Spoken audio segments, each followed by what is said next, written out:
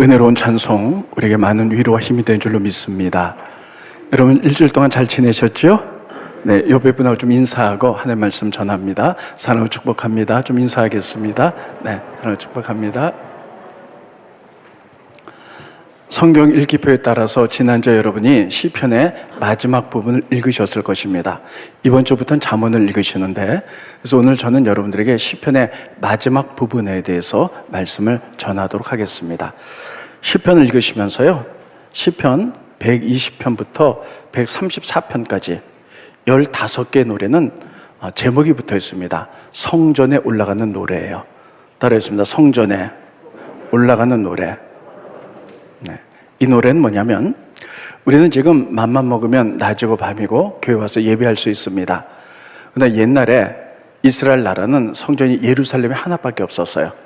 가까이 있는 사람은 수시로 다닐 수 있었지만 멀리 갈릴리 지역에 있는 사람들은 1년에 큰 절기가 돼야만이 일주일씩 걸어서 성전에 와서 예배 드릴 수 있었습니다. 그래서 성전에 대한 많은 뜨거운 마음이 있었어요. 성전에 올라갈 때 15개의 노래를 부르면서 그들이 올라갔습니다.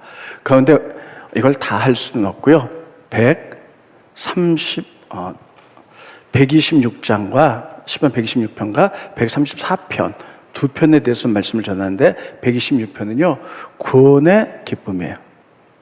구원의 기쁨에 대해서 그들이 어떻게 찬양했는지, 134편은요 특별히 예배에 대한 목마름,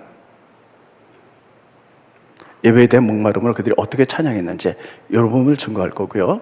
그다음 시편 마지막에 146편부터 시편 150편까지 되어 있거든요. 150편까지 5개의 노래는 5개를 보면요, 전부 다 할렐루야로 시작해요. 그래서 할렐루야로 시작하는 노래의 5개의 모음이에요.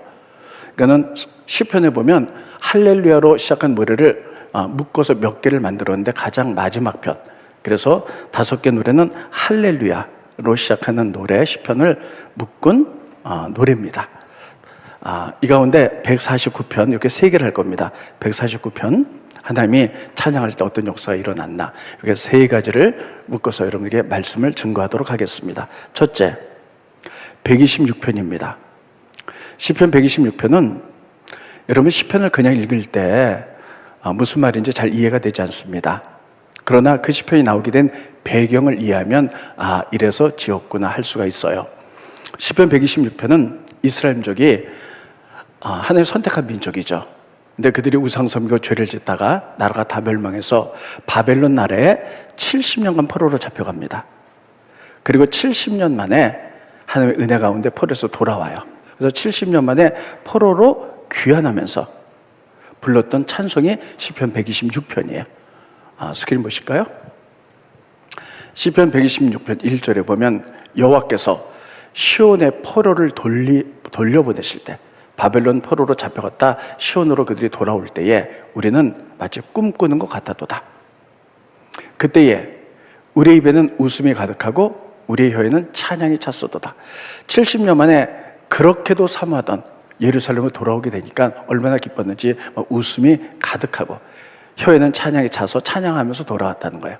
그때 문나라가, 주변의 여러 나라가 가운데서 말하기를, 여호와께서 이스라엘 민족을 위하여 큰 일을 행하셨다 하도다. 여호와께서 우리를 위하여 큰 일을 행하셨으니 우리는 기쁘도다. 4절은 좀 설명을 들으셔야 됩니다. 여호와여, 우리의 포로를 남방 시내들같이 돌려보내소서. 이 얘기는 뭐냐면요, 이스라엘 민족이 포로로 잡혀갔다 70년 만에 귀환하는데 3차에 걸쳐서 귀환했어요. 근데 아마 본문의 말씀은 1차로 귀환한 것 같아요. 그래서 하나님, 우리는 이렇게 웃음이 가득하고 혀의 찬양으로 돌아왔는데 나머지 유대인들이 아직 바벨론 포로에 있습니다. 이들이 돌아올 때 하나님, 이들이 이렇게 돌아오게 해주십시오. 다시 보죠. 4절. 여호와여, 우리의 남아있는 포로를 다시 돌아오게 하는데 남방의 시내들 같이 돌려보내소서. 따라오겠습니다. 남방 시내들. 남방 시내들이라는 건 뭐냐면요, 이스라엘 나라는 이렇게 되어 있어요. 남쪽은 이스라엘 나라, 사해바다 밑쪽은요 네게베라 그래서 사막 같은 곳이에요. 근데 거기는 비가 내리지 않죠. 또 여러분 우리가 초등학교 다닐 때, 중학교 다닐 때 지리 시간에 사막에 내리는 비, 그래서 사막이 막 비가 갑자기 막 내리면 강이 돼서 흘러요. 이걸 와디라 그래요. 그런데 이스라엘 남방 쪽에 다 가물었어요. 근데 갑자기 비가 막 내리면 그 비들이 모여서 큰 강을 이루거든요. 와디강을 이루거든요. 그 와디강이 콸콸콸콸 흘러가듯이 나머지 포로들도 그렇게 힘차게 돌아오게 해주십시오. 이런 뜻이에요. 4절 다시 봅니다. 여호와여, 우리는 지금 돌아왔는데 나머지 포로들을 남방의 시내들 같이 메말라 있지만 비가 내릴 때 콸콸콸콸 갑자기 흘러가는 것처럼 힘있게 우리를 돌려보내소서. 눈물을 흘리며 씨를 뿌린 자는 기쁨으로 거두리로다. 하나님이 70년 만에 돌아온다고 약속하셔서 우리가 날마다 하나님께 돌아가게 해달라고 그렇게 눈물로 그렇게 기도의 씨를 뿌렸더니 하나님이 기쁨으로 돌아오게 하셨습니다. 울며 씨를 뿌리러 나가는 자는 반드시 기쁨으로 그 곡식단을 가지고 돌아오듯이 나머지 포로들도 남방의 시내들처럼 기쁨으로 돌아오게 해주십시오. 이렇게 불렀던 노래가 시편 126편이에요. 그러니까 이들은요, 바로 구원에 대한 기쁨이에요. 하나님, 예전에 이스라엘 민족이 70년 만에 포로로 구원받아서 돌아왔듯이 우리들이 성전에 올라갑니다. 일주일씩 걸어서 올라갔는데 나를 구원하신 그 하나님을 찬양하며 올라갑니다. 우리에게 이런 기쁨 주시니 감사합니다. 이런 찬양을 부르면서 성전에 126편에 올라갔다는 것이에요. 자, 그러면 우리가 성경을 보면요, 이 땅에 우리가 구원을 주신 하나님이 여러 번 우리에게 구원을 주셨어요. 첫째, 출애굽 시 이스라엘 민족이 애굽에서 노예생활을 했죠. 그래서 400년 동안에 고통스러워 부르짖었더니 하나님 모세를 통해서 이들을 구원해 주셨습니다. 그래서 애굽을 나오는데 앞에는 홍해 바다가 있는 거예요. 된 애굽의 군사들이 쳐들어옵니다. 앞으로도 뒤로도 갈 수 없는 그때에 하나님 모세에게 이렇게 얘기합니다. 내 지팡이를 바다를 향해서 내밀라. 내밀었더니 바다가 쫙 갈라지죠. 밤새도록 동풍이 불어서 쫙 갈라지면서 이스라엘 민족이 건너갑니다. 그리고 이제 애굽의 군사들이 그들을 잡기 위해서 마차, 병거를 가지고 말들을 가지고 막 건너갈 때 물이 합쳐져서 그들이 전부 다 패배를 당합니다. 그것을 보면서, 그걸 눈앞에 보면서 미리암과 여인들이요 막 춤을 추며 악기를 가지고 막 찬양해요. 그런데 기쁨으로 찬양하죠. 그 부분 보겠습니다. 출애굽기 15장 20절로 21절에 보면 아론의 누이 선지자 미리암이 손에 소고를 잡으며 모든 여인들도 그를 따라 나오며 소고를 잡고 춤을 추니 미리암이 그들에게 화답하여 이르되 너희는 여호와를 찬송하라. 내용은 그는 높고 영화로우시며 말과 그 탄자 애굽의 군사들을 바다에서 다 진멸하셨도다 하였더라. 여러분, 미리암과 여인들이 야 우리 찬양하자 그래서 막 찬양했을까요? 아니에요. 그들의 눈앞에서 하나님의 구원하심을 눈으로 본 거예요. 그것을 보면서 너무나 감격해서 누가 시킨 것도 아닌데 막 자원해서 일어나서 소고를 치면서 춤을 추면서 하나님을 찬양합니다. 우리를 구원하신 하나님, 우리는 바다의 길을 내서 지나오게 하시고 애굽의 군사들을 몰살시켰습니다 하면서 구원의 기쁨을 찬양했죠. 출애굽 때 그랬죠. 두 번째는요, 오늘 본 말씀입니다. 시편 122편 보면 그들이 바벨론 포로에서 그들이 구원을 받았어요. 바벨론 포로에서 70년간 노예 생활했어요. 근데 하나님의 약속대로 70년에 예루살렘을 귀환합니다. 포로에서 구원받았을 때 그 기쁨.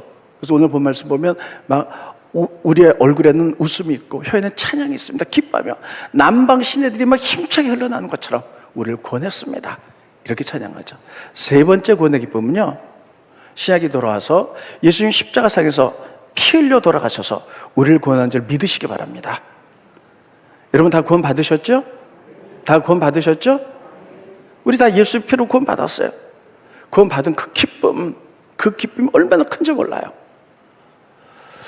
저는 태어날 때부터 교회를 다녔습니다. 근데 고등학교 때까지는요 그냥 재미로 다녔던 것 같아요. 매일 다녔지만 대학교 1학년 때 CCC라는 선교 단체를 통해서 오늘 CCC 매니저에게 탁 사역책을 내놓으면서 이렇게 했어요. 예수를 영접하셨습니까? 이게 갑자기 막 당황이 되는 거예요. 그래서 CCC를 통해서 다시 한번 예수를 영접하고 나니까요, 아 그래, 주님이 내 안에 계시지, 나를 통치하시지, 그분 나의 왕이시지, 내가 죄에서 구원받았지. 갑자기 구원의 기쁨이 확 들어오는 거예요. 그러고 나니까요, 그 다음부터 교회로 오면요 그래 십자가만 봐도요, 나를 위해서 돌아오신 예수님을 생각하면서 눈물이 막 나요. 예수님 부르기만 해도 막 울컥울컥하고 막 가슴에 뜨거운 것이 올라오는 그런 구원의 기쁨 시절이 있었습니다. 여러분들도 다 그런 시절이 있었죠. 예수님 구원 받은 거.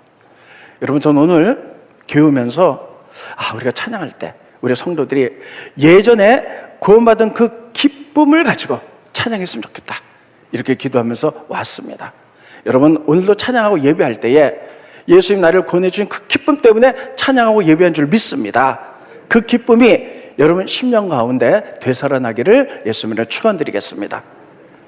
두 번째는요, 시편 134편이에요. 134편은요, 내용이 어떤 것이냐면요, 우리가 예배에 대한 목마름이에요.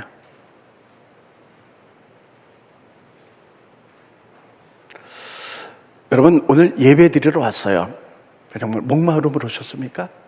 나 오늘 예배 시간에 예수님 목말라요, 나의 빈잔을 높이 듭니다, 채워주십시오. 예수님은 그렇게 여러분 은혜 받을 만한 자에게 은혜를 주실 줄로 믿습니다. 그래서 내 심령에 은혜에 목말라 할 때, 정말 예배에 목말라 할 때 하나님 그런 자를 찾고 계시고 그런 심령에게 은혜로 부어주시는 거예요.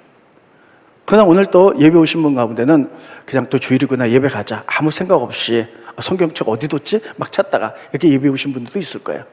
저는 성령의 도구로서 똑같은 설교를 하지만 여러분, 목마른 사람들은 채워져서 은혜를 받을 것이지만 그러지 않고 그냥 왔다 갔다 하는 사람들은요, 그냥 무의미하게 예배 가지고 돌아갈 수도 있다는 거예요. 따르겠습니다. 목마름으로 주님 앞에 오자. 주님 앞에 시편 134편은요 예배에 대한 목마름으로 온 거예요. 그래서 시편 143편도 이 나오게 된 배경을 아셔야만이 우리가 이 시편을 정확하게 이해할 수가 있어요. 시편 134편은요 다윗의 장막에 대해서 쓴 시예요.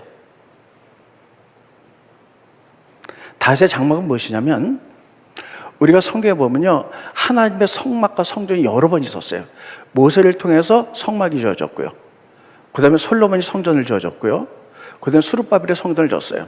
그리고 다윗의 장막도 있어요. 가장 초라했지만 하나님이 가장 기뻤던 다윗의 장막, 이렇게 되기를 그들이 소망하면서 예배의 목마름으로 그들이 134장을 보면서 예배에 왔는데, 다윗의 장막의 내용은 다음과 같습니다. 배경을 아셔야만이 시편 134편을 잘 이해할 수가 있어요. 이스라엘 민족이 애굽을 나서 광야를 지나가 가나안 땅에 처음 도착했어요. 그때 처음 장소에 예배 드렸던 장소를 실로라고 부릅니다. 따라서 실로. 실로는요 최초의 성소였어요. 거기서 그들이 예배를 드렸어요. 그 당시에 성전의 얼견이 이와 같았습니다. 우리가 교회 들어오면 제단이 있고 이렇게 강대상이 있고 이렇게 있듯이, 이거는 교회 성전의 울타리예요. 그리고 여기 입구가 있어요. 그리고 여기에 성소가 있고 지성소가 있어요. 그리고 여기에 번제단이 있고요, 그다음에 물두멍이 있어요. 그러면 일반 백성들은요 예배드리러 이 뜰까지밖에 못 와요. 성소에는 일반 제사장들과 레인들이 들어가요. 반면에 지성소에는요 대제사장이 1년에 딱 한 번 들어 산에 음성 들어요. 지성소는 어둠 속에 있는데 무엇이 있느냐? 바로 하나님의 법궤, 이렇게 스랍천사가 이렇게 보호하고 있는 법궤가 있어요. 여기는 아무나 못 들어가요. 대제사장이 1년에 한 번 들어갔는데 그 외 사람이 들어가면 죽음을 당합니다. 그리고 성소와 지성소 사이는 큰 휘장으로 가려져 있어요. 그런데 여러분, 처음에 실로에 와서 그들에게 모세 성막을 탁 졌어요. 이렇게 돼 있었어요. 그런데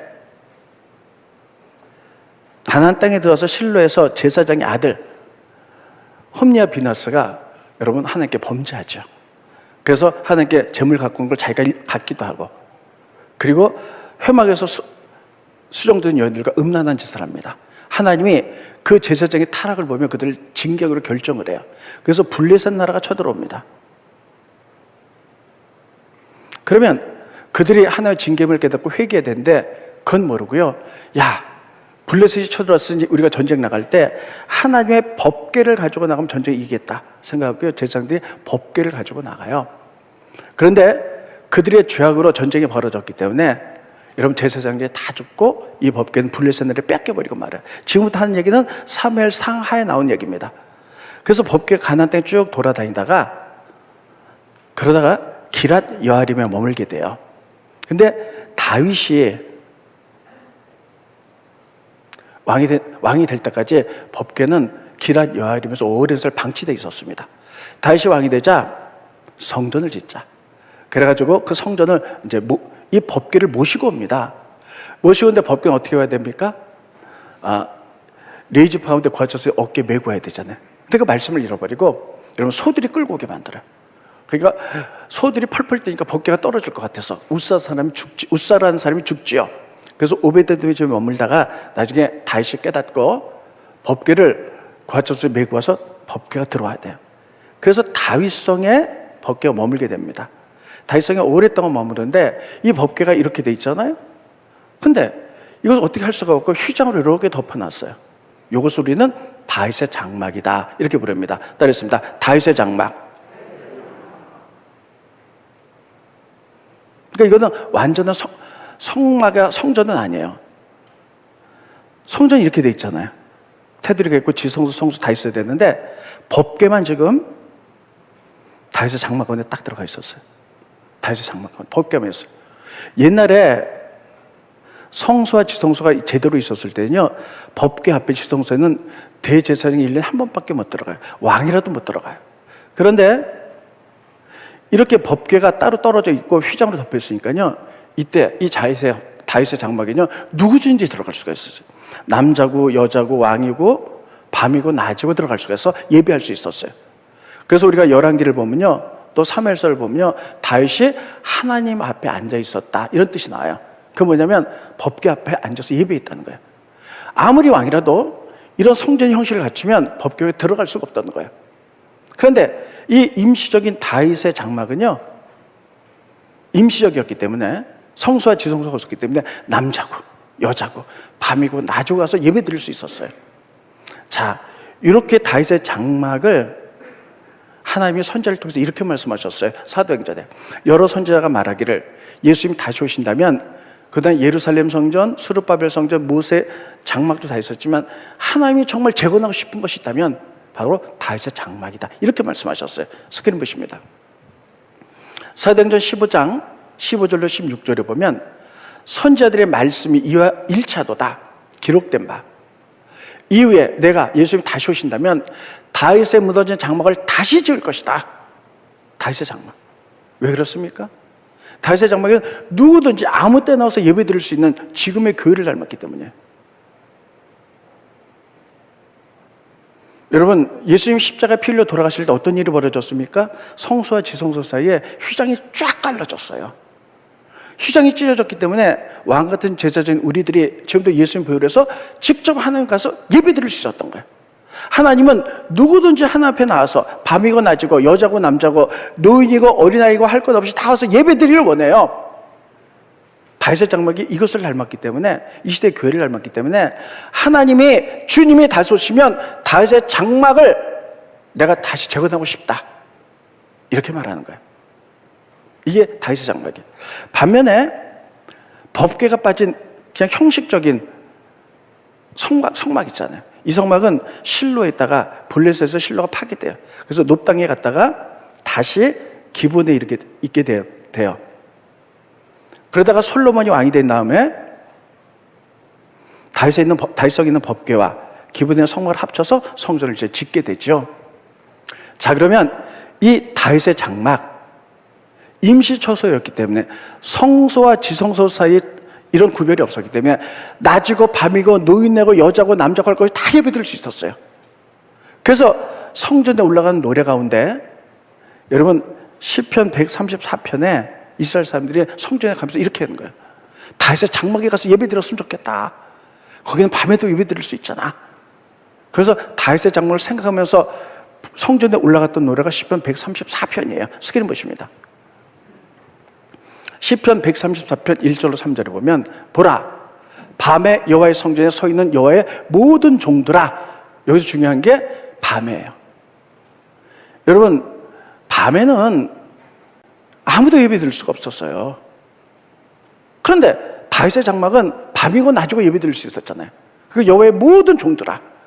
지성소에 들어갈 수 있는 사람은 대제사장 하나밖에 없는데 지금 예수 믿고 그 모든 사람들이 밤이고 낮이고 다윗의 장막에 들어갈 수 있었기 때문에 그것을 상상하면서 다윗의 장막에 우리가 예배의 목마름으로 상상하면서 성전에 올라갔던 거예요. 그런 사람들아 여호와를 송축하라. 2절 성소를 향하여 너희 손을 들고 여호와를 송축하라. 천지를 지신 여호와께서 시온에서 내게 복을 주실 것이다. 그래서 성전에 올라갈 때요, 그들이 막 성전을 올라가서 시편 134편을 불렀어요. 우리들이 일주일씩 걸어서 성전에 가는데 가면 다시 장막처럼 밤에도 예배 드렸으면 좋겠다.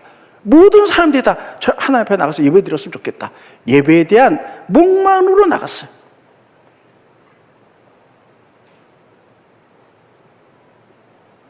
하나님, 우리는 성전에 올라갑니다. 너무 멀어서 가까이 못 가고 일주일 걸어서 가는데 가면 밤에도 예배드리고 싶습니다. 여자라도 주 옆에 나와서 예배드리고 있습니다. 두 손 들고 주님을 찬양하고 싶습니다. 예배된 목마름으로 나갔던 거예요. 여러분, 예배된 목마름이 있으십니까?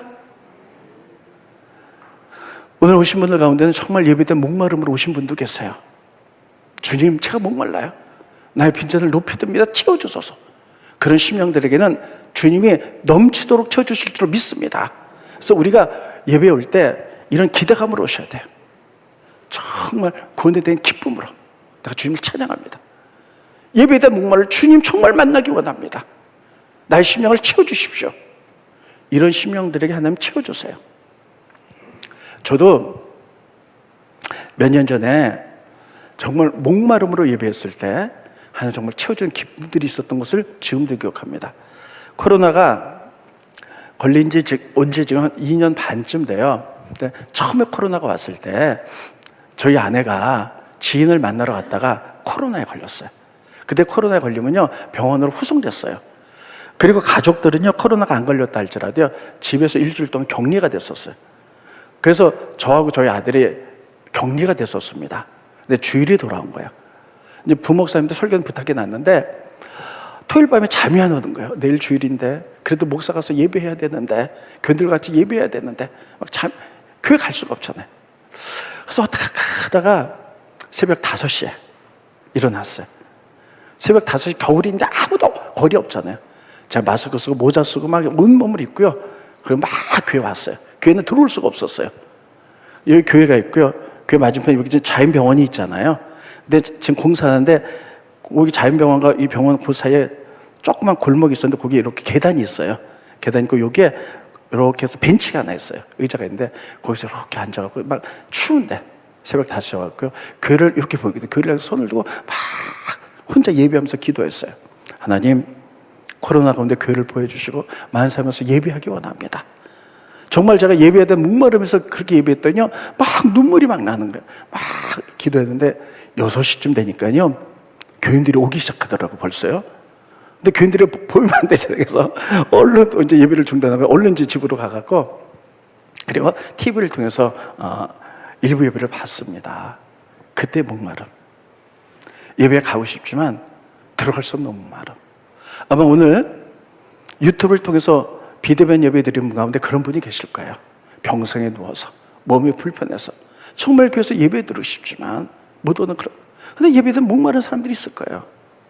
하나님은 그런 목마른 심령들에게 채워주실 줄로 믿습니다. 시편 134편은 이렇게 목마른 사람들, 하나님, 우리가 지금 걸어서 성전에 가는데 밤에 도착하면 못 들어가잖아요. 예배할 수 없잖아요. 그런데 다윗의 장막은 임시 초소이기 때문에 밤에도 모든 삶 가서 예배할 수 있는데 하나님, 그렇게 예배하고 싶습니다. 이런 목마름으로 불렀던 것이 시편 134편입니다. 여러분, 예배에 대한 목마름이 있으시기를 예수님의 이름으로 축원드리겠습니다. 그 다음에 채워주세요. 그래서 여러분, 이 설명을 들으신 다음에 시편 134편을 보면 다르게 보여요. 이들이 얼마나 예배에 대한 목마름이 있었나. 여러분, 그런 목마름이 정말 우리 가운데 있기를 예수님의 이름으로 축원드리겠습니다. 그 다음에 146편부터요 150편까지 5개 노래는 노래가 전부 다 할렐루야로 시작해요. 그래서 할렐루야 찬양 모음이에요.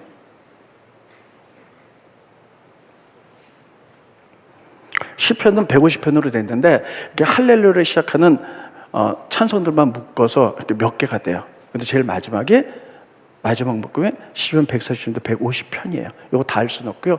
149편만 합니다. 149편도 할렐루야 주를 찬양하라 이렇게 시작해요. 그런데 시편 149편도 그냥 읽으면 무슨 내용인지 잘 몰라요. 근데 배경을 알고 읽으셔야지 이해할 수가 있어요. 이 시편 149편이 나오게 된 배경은 여호사밧 왕 때문입니다. 여호사밧 하던 가장 위대한 왕이었어요. 근데 이 왕이 어느 날 모압, 암몬 또 여러 나라가 연합해서 전쟁을 이렇게 쳐들어왔습니다. 그러니까 왕이 너무나 갑자기 급작스럽게 몇 나라가 연합해서 쳐들어왔기 때문에 갑자기 전쟁을 맞이하게 된 거예요. 그래서 두려워서 이스라엘 민족을 다 성전 앞에 모아놓고 하나님께 금식하며 성전에서 기도합니다. 그랬더니 하나님의 음성이 야하시엘이라는 선지자를 통해서 들어와요. 그래서 왕이 이렇게 합니다. 왕이여, 두려워하지 마십시오. 이 전쟁은 하나님께 달렸습니다. 그러므로 내일 아침에 전쟁할 때에 상대편은 칼과 창을 가지고 수십만이 쳐들어올 겁니다. 네, 여러분 담대하시고, 그래서 레이지파 가운데 찬양하는 사람들의 예복을 입히십시오. 지금으로 하면 성가대죠. 그리고 앞에 세우시고 그들로 찬양하게 하십시오. 그리고 여러분들이 그 찬양을 시작하면 찬양할 때에 하나님께서 시작하실 것입니다. 그래서 그들이 찬양을 하는데 여호와는 감사하라. 우리에게 베푸신 여호와의 크심 인자시도다. 그것이 크도다. 이런 걸 막 찬양할 때에 성경의 찬양이 시작될 때 하나님이 역사하세요. 어떻게 역사했는지 모르겠어요. 근데 전쟁하러는 상대편이 서로 내전이 일어나서 서로 자기네끼리 치고받고 싸워갔고요. 이스라엘 민족은 피 한 방울 흘리지 않고 이기게 됩니다.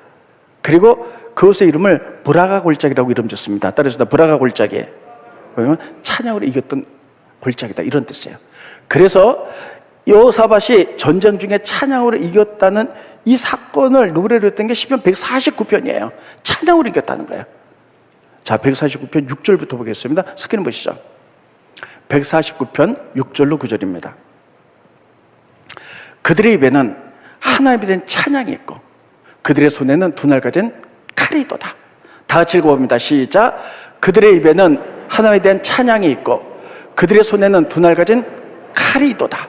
여러분, 찬양할 때 이스라엘 민족이 지금 찬양대가 찬양할 때 입엔 찬양하지만 보이지 않는 그들의 손에는 두 날 가진 칼. 모든 칼은 한 날 있었잖아요. 근데 이건 두 날 가졌어요.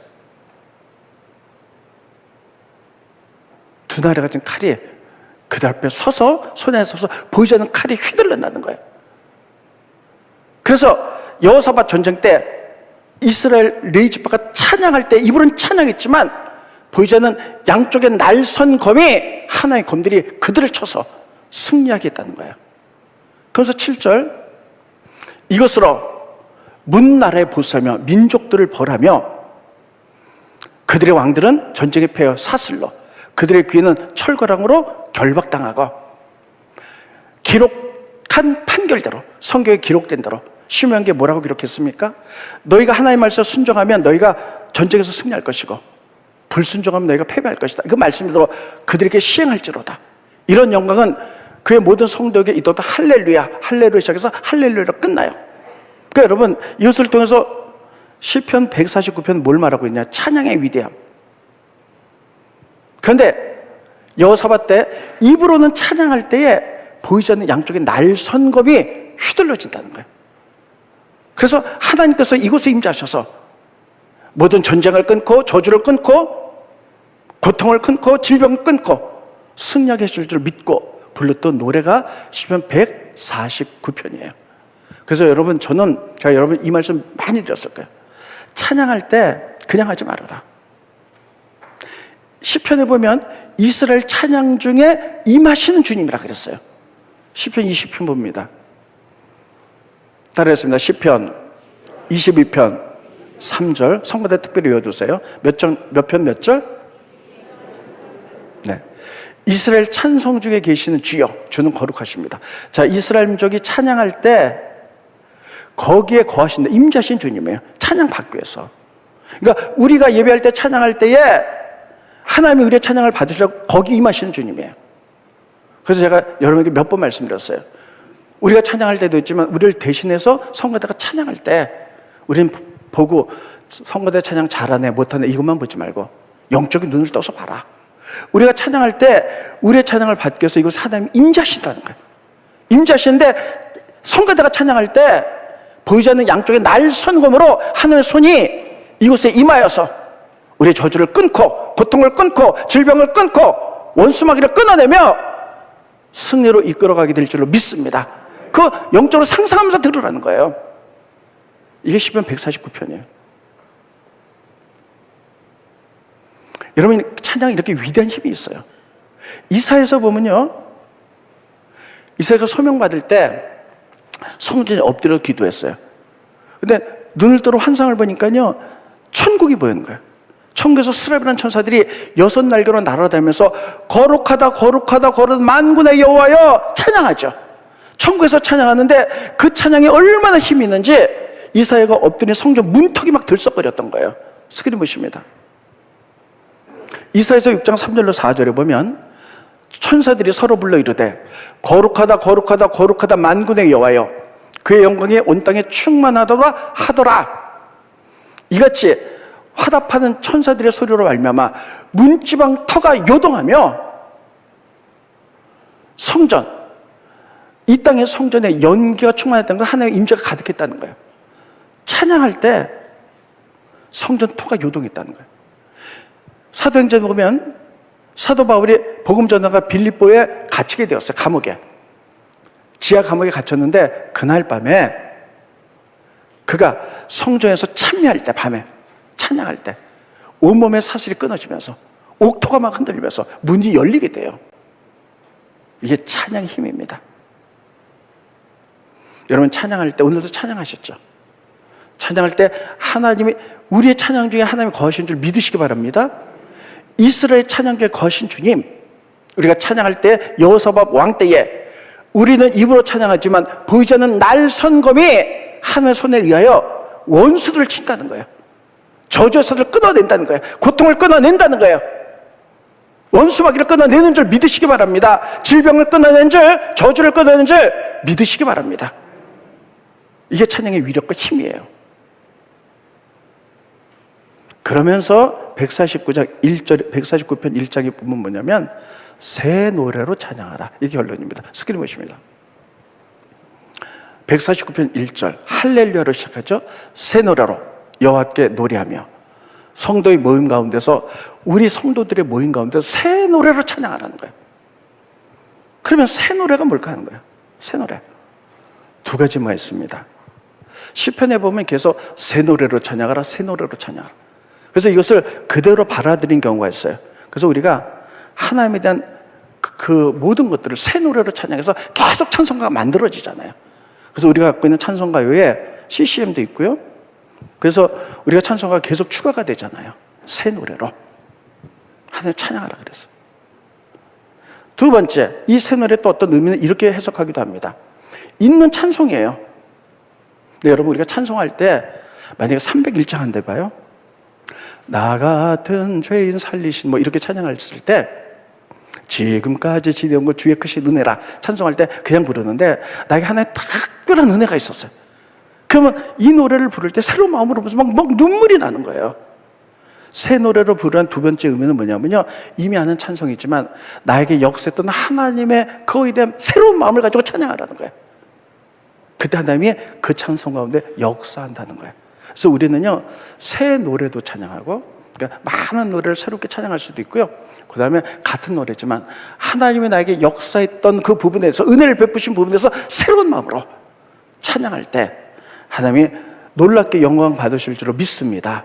그래서 오늘 이 시간에요, 우리가 한번 나에게 베풀어서 하나님의 은혜를 생각해보며 새로운 마음으로 찬양해 보시기 바랍니다.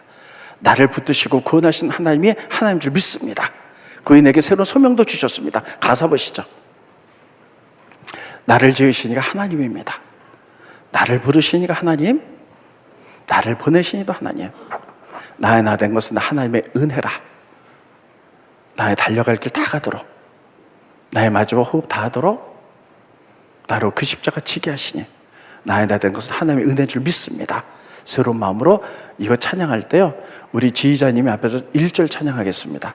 그리고 간주할 때 지휘자님과 함께 우리 다시 1절 하고요, 같이 찬양하고 그리고 기도가 마치겠습니다. 새 마음으로 하세요.